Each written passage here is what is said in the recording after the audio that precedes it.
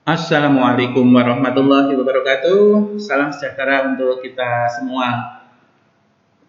Pada sesi kali ini kita akan belajar geografi untuk kelas 11 awal di SMA. Karena itu pertama kali saya ucapkan selamat pada kalian yang sudah naik di kelas 11 SMA. Materi kelas 11 SMA itu ada 7 bab yang terbagi ke dalam 2 semester. Di semester ganjil yang hitungannya semester 3 berarti ya, itu Indonesia sebagai poros maritim dunia. Kemudian yang kedua dilanjutkan dengan persebaran flora dan fauna di Indonesia dan dunia. Dan yang ketiga adalah pengelolaan sumber daya alam di Indonesia. Yang keempat ketahanan pangan, industri dan energi. Di semester genap atau semester 4 tinggal 3 AD yang kelima berarti adalah dinamika penduduk di Indonesia, dan KD yang keenam adalah keragaman budaya di Indonesia, serta KD yang terakhir adalah mitigasi bencana alam. Baik, sekarang kita mulai materi bab pertama atau KD yang pertama adalah Indonesia sebagai poros maritim dunia. Untuk memudahkan kita membahas materi ini, saya buatkan peta konsep menjadi 4 sub KD atau bagian. Yang pertama adalah letak, luas, dan batas Indonesia. Yang kedua adalah karakteristik daratan dan lautan. Yang ketiga, perkembangan jalur perdagangan internasional. Dan yang keempat adalah potensi dan pengelolaan sumber daya laut. Dan sekarang kita akan memulai dari letak, luas, dan batas-batas wilayah Indonesia. Pertama sekali kita akan membahasnya tentang letak wilayah Indonesia. Baik, membahas letak wilayah Indonesia itu ada banyak sisi ya, banyak segi ya, yang kita bisa melihat. Tetapi kali ini saya hanya akan membahas dari 3 sisi, yaitu letak geografis, kemudian letak astronomis, dan yang ketiga letak geologis. 3 letak ini yang berhubungan langsung dengan posisi strategis Indonesia sebagai poros maritim dunia. Di luar ini masih ada letak geomorfologis, ada letak ekonomis, letak sosial, budaya, dan sebagainya. Kita awali dari letak geografis Indonesia. Apakah letak geografis Indonesia itu? Letak geografis Indonesia adalah terletak di antara 2 benua dan 2 samudera. Benua Asia dan benua Australia, dan Samudra Hindia dan Samudra Pasifik. Inilah letak Indonesia, yaitu diapit oleh 2 benua dan 2 samudra. Benua terluas Asia, benua terkecil Australia. Samudra terluas Pasifik dan Samudra Hindia. Akibat dari letak geografis Indonesia itu adalah bahwa yang pertama, Indonesia memiliki iklim musim atau muson atau monsun, yaitu iklim yang 6 bulan adalah musim hujan dan 6 bulan adalah musim kemarau. Akibat yang kedua, ini yang terpenting. Akibat letak geografis itu, Indonesia memiliki posisi yang sangat strategis karena pada persilangan dunia. Dan yang ketiga, Indonesia dilalui lalu lintas, pelayaran, penerbangan, dan perdagangan internasional. Coba kalian bisa melihat di sini, ini adalah peta Indonesia, dilalui banyak garis ya. Garis ini adalah garis jalur pelayaran atau perdagangan internasional yang lewat laut. Yang terramai di dunia tentu adalah melalui Selat Malaka. Ya, di bagian akhir dari bab ini akan kita perjelas lagi. Yang kedua, kita akan membahas tentang letak astronomis. Letak astronomis itu adalah pengertiannya letak berdasarkan garis lintang dan garis bujur. Nah, karena itu Indonesia letaknya adalah 6 derajat lintang utara, 11 derajat lintang selatan, dan 95 derajat bujur timur sampai 141 derajat bujur timur. Sehingga kalau peta Indonesia kita garis paling utara dan paling selatan, paling barat dan paling timur akan menghasilkan paling utara sekitar Nangro Aceh Darussalam dan Sulawesi Utara ya. Paling selatan sekitar Nusa Tenggara Timur, paling barat juga Nangro Aceh Darussalam, dan paling timur adalah di Papua. Letak astronomis menimbulkan 3 dampak ya, 3 dampak. dampak yang ditimbulkan akibat letak astronomis Indonesia. Yang pertama, Indonesia beriklim tropis. Nah, ini posisi Indonesia di peta dunia terblok berwarna merah. Ini adalah wilayah di seluruh dunia yang beriklim tropis. Praktis, maka wilayah-wilayah ini akan menerima penyinaran matahari secara intensif sepanjang tahun dan membawa implikasi yang lembab, curah hujan banyak, sehingga akan sangat mendukung sektor agraris, begitu ya. Lalu wilayah iklim dunia yang lain yang mana? Nah, kalian bisa melihat juga perbandingan iklim letak dari iklim tropis, subtropis, kemudian yang berwarna hijau ini adalah iklim sedang dan yang berwarna oranye ini adalah iklim kutub. Akibat yang kedua dari letak astronomis Indonesia adalah bahwa Indonesia dilalui oleh garis khatulistiwa atau garis ekuator. Nah, ini di dalam petanya, ini garis ekuator atau garis khatulistiwa melintasi Indonesia ya. Kota besar Indonesia yang dilewati garis khatulistiwa adalah kota Pontianak. Ya. Di Sumatera juga ada kota Bonjol yang dilewati oleh garis khatulistiwa ini. Kemudian akibat yang ketiga yang ditimbulkan oleh letak astronomis Indonesia, bahwa Indonesia itu dibagi menjadi 3 daerah waktu. Waktu Indonesia bagian barat, WITA waktu Indonesia bagian tengah, dan WIT waktu Indonesia bagian timur. Masing-masing selisihnya 1 jam. Makin ke timur, makin cepat siang 1 jam. Waktu Indonesia barat plus 7 maksudnya bagaimana? Maksudnya ini bahwa perhitungan waktu Indonesia bagian barat itu dihitung dari kota Greenwich ya. Plus 7 itu maksudnya plus 7 GMT atau GMT adalah Greenwich Meridian Time, atau dari waktu di London atau kota Greenwich di Inggris sana sebagai dasar patokan menghitung waktu. Kemudian kalau waktu Indonesia bagian barat itu ditambahi 7.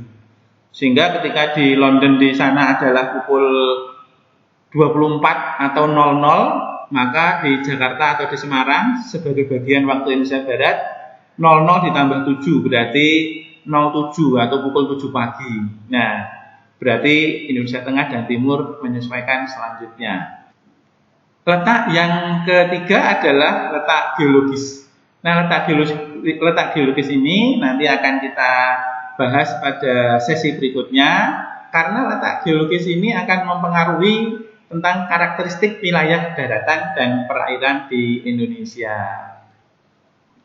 Sekarang kita akan membahas tentang luas wilayah Indonesia. Luas wilayah Indonesia itu bisa dilihat dari daratan dan dari lautan. Luas daratan Indonesia 1.910.931 km persegi.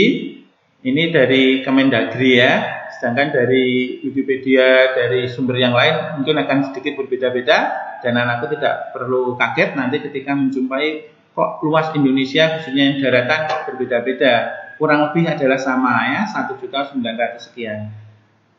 Luas perairannya adalah 3.544.743 km, sehingga di total luas wilayah Indonesia hampir 5,5 juta kilometer persegi. Nah, kita sekarang akan coba pelajari lebih lanjut tentang luas daratan di Indonesia.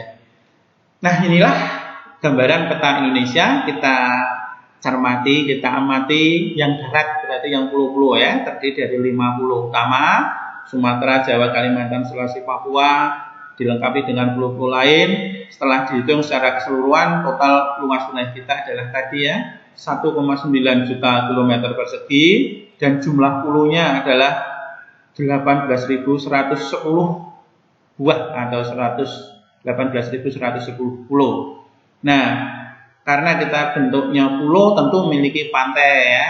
Akibatnya Indonesia adalah negara dengan pantai terpanjang keempat di dunia, yang panjangnya 95.181 km persegi. Luas yang demikian itu menempatkan Indonesia di dunia itu nomor 14, di Asia nomor 5, dan di Asia Tenggara nomor 1. Kita buktikan ya, kita lihat dari berbagai sumber di internet. Kalau kalian bisa browsing atau searching, kalian akan mendapati data-data yang kurang lebih adalah demikian. Tadi saya sudah mengatakan Indonesia nomor 14 dan luasannya agak berbeda dengan tadi. Ini dari Wikipedia, dari banyak sumber yang lain angkanya akan bergeser sedikit-sedikit ya. Kita bisa melihat ini di seluruh dunia. Kalau di Asia saja, Indonesia tadi saya katakan nomor 5 ya. Kita cek negara terluas di Asia itu adalah nomor 4 Tiongkok ya. Tiongkok itu di dunia nomor 4, di Asia nomor 1. Kemudian negara terluas di Asia kedua India, yang ketiga Kazakhstan, yang keempat adalah Saudi Arabia, dan yang kelima Indonesia. Di dunia kita nomor 14, dan di sini tidak ada negara Asia Tenggara, sehingga kita adalah negara terluas dari 11 negara di Asia Tenggara. Luasnya wilayah Indonesia itu karena secara kebetulan Nusantara ini adalah kumpulan dari pulau-pulau yang lumayan besar. Kalau kalian pahami, kalian bisa searching di Google, saya mendapati data bahwa peringkat pulau terluas di dunia itu 50 besar di Indonesia termasuk di deretan pulau-pulau terluas di dunia ya. Kita tahu pulau terluas di dunia adalah Greenland. Kemudian nomor Greenland ini di daerah kutub utara dan ditinggali hanya sedikit penduduk karena memang sangat dingin. Luasnya 2,1 juta ya. Kemudian pulau terluas kedua adalah Papua. Ini dihuni oleh 2 negara, ketiga Kalimantan, pulau kita juga. Kemudian Madagaskar ini sebelah timur Afrika, 1 negara. Pulau Baffin itu di Kanada, Sumatera pulau kita juga kan, Indonesia. Honshu itu pulau terbesar di Jepang, Britania Raya pulau utama di Inggris, Victoria, Ellesmere itu pulau di Kanada. Sulawesi kembali pulau di Indonesia.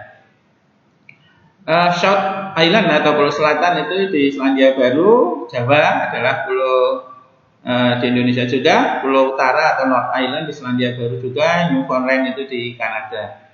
Dengan begitu kalian sekarang tahu bahwa 5 pulau utama di Indonesia itu ternyata termasuk pulau-pulau luas dan itu dalam satu cakupan negara kita ya, negara Indonesia. Itulah kurang lebih gambaran daratan di Indonesia. Lanjut langsung ya, kita sekarang belajar tentang luas perairan Indonesia. Oke, kalian bisa melihat di peta Indonesia. Di peta Indonesia ini, laut ternyata bukan hanya yang berada di dalam Indonesia. Yang di luar Indonesia, di pinggiran Indonesia juga merupakan wilayah kita ya. Kalian mesti harus pahami juga. Nah, karena itu jenis laut atau perairan di Indonesia itu kita bagi menjadi 4 ya, kita bagi menjadi 4. Yang pertama adalah laut atau perairan Nusantara, yang kedua laut teritorial, dan yang ketiga laut ZEE, serta yang keempat adalah laut landas kontinen. Kita mulai dari laut Nusantara ya, dari laut Nusantara. Laut Nusantara, judulnya sampai double ya, Laut Nusantara atau Laut Wilayah. Apakah itu adalah laut yang terletak di antara pulau-pulau yang masuk dalam wilayah Indonesia. Ini Laut Nusantara ya. Antara Pulau Sumatera, Kalimantan ada Selat Kalimantan. Antara Jawa sama Kalimantan ada Laut Jawa. Ini disebut perairan atau Laut Nusantara. Kemudian ada juga Selat Makassar ya, antara Kalimantan sama Sulawesi. Ada lagi ini Laut Banda. Masih banyak sebenarnya ya. Di sini ada Laut Flores ya, antara Pulau Flores dan Sulawesi. Ada mana lagi ya? Ini ya. Laut Maluku dan Laut Halmahera antara Sulawesi sama Halmahera. Ada Laut Bali antara Bali dan Pulau Kangean ya. Pulau Kangean. Ada Laut Sawu antara Pulau Timur dan Pulau Sumba ya. Dan Selat Sunda, Selat Bali itu semuanya termasuk perairan Nusantara atau Laut Nusantara.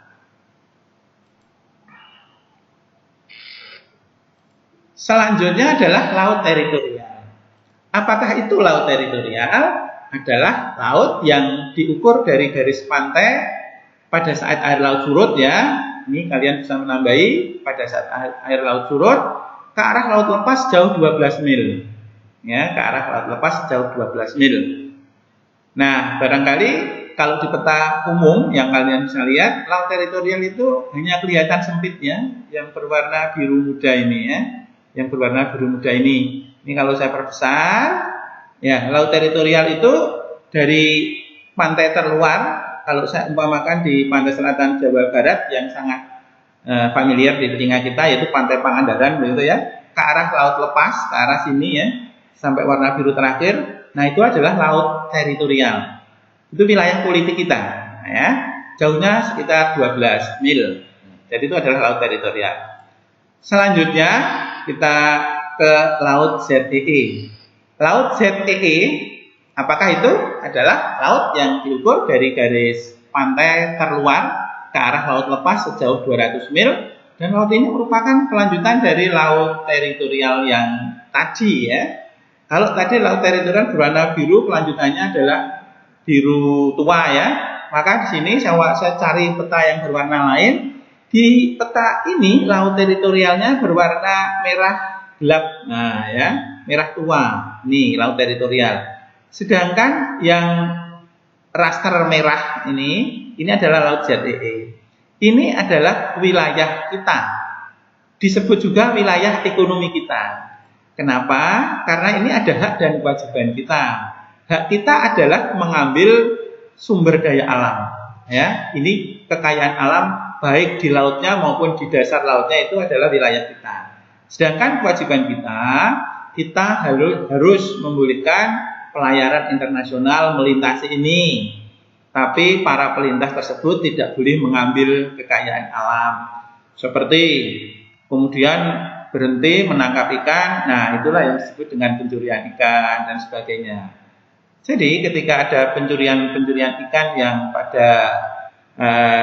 dibakar oleh Menteri kita, Ibu Susi, itu sebenarnya posisinya adalah di daerah Laut Cina Selatan ya, di Laut Cina Selatan, di daerah sini. Nelayan dari negara tetangga kita, Vietnam, karena juga jauh, nelayan kita umumnya kan dari Jawa ya, dari Sumatera, dari Kalimantan kan jarang. Dari Jawa jauh, dari Vietnam malah dekat. Nah, itu di laut ZEE. Mereka menangkap ikan ya, kita tangkap, kita bakar dan ditenggelamkan gitu. Yang keempat adalah laut landas kontinen. Laut landas kontinen ini adalah cara mengukur laut yang berbeda. Karena pengertiannya, laut yang kedalamannya kurang dari 200 meter dan bagian dari daratan atau pulau di dekatnya. Jadi 3 laut tadi, laut teritorial, laut ZEE, dan laut wilayah, itu cara mengukurnya, menghitungnya secara horizontal. Laut landas kontinen adalah laut yang mengukurnya secara vertikal, yaitu ke bawah ke arah dalaman. Dan disebut laut landas kontinen apabila kedalamannya ini kurang dari 200 meter. Kalau ini adalah 200 meter, maka di sini ini mulai disebut dengan laut landas kontinen. Oke, saya kira itu materi kita sampai saat ini dan kita akan lanjutkan pada sesi berikutnya. Terima kasih. Wassalamualaikum warahmatullahi wabarakatuh.